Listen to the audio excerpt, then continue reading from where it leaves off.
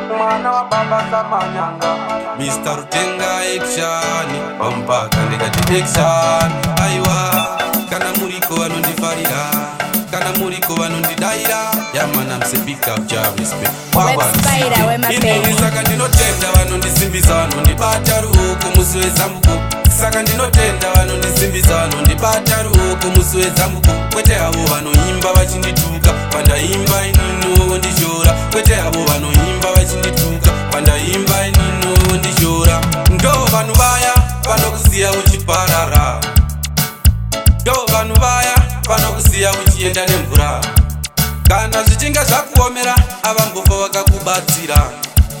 kana zvichinge zvakuomera avambofa vakakutarira inini saka ndinotenda vanondisimbisa vanondibata ruoko musi wezambuko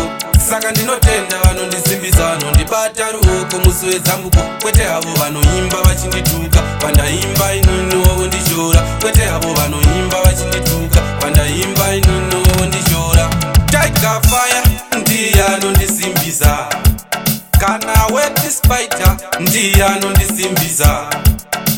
afans angu ndimi munondisimbisa imi mugeto rangu ndimi munondisimbisa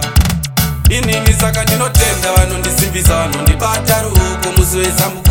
saka ndinotenda vanondisimbisa vanondibata ruoko musi wezambuko kwete avo vanoimba vachindituka pandaimba inino ndishora kwete avo vanoimba vachindituka pandaimba inino ndishora ndo vanhu vaya vanokusiya uchiparara ndo vanhu vaya vanokusiya uchienda nemvura kana zvichinge zvakuomera avambofa vakakubatsira kana zvichinge zvakuomera avambofa vakakutarira inini saka ndinotenda vanondisimbisa vanondibata ruoko musi wezambuko saka ndinotenda vanondisimbisa vanondibata ruoko musi wezambuko kwete avo vanoimba vachindituka pandaimba inino ndishora kwete avo vanoimba vachindituka pandaimba inino ndishora Tiger Fire ndiye anondisimbisa kana weti spider ndiye anondisimbisa afans angu ndimi munondisimbisa imi mugeto rangu ndimi munondisimbisa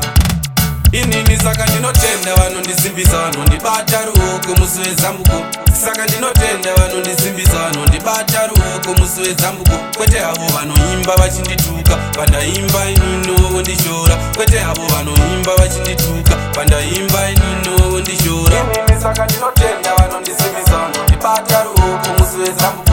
saka ndinotenda vanondisimbisa vanondibata ruoko musi wezambuko kwete avo vanoimba vachindituka pandaimba inino ndishora kwete avo vanoimba vachindituka pandaimba inino ndishora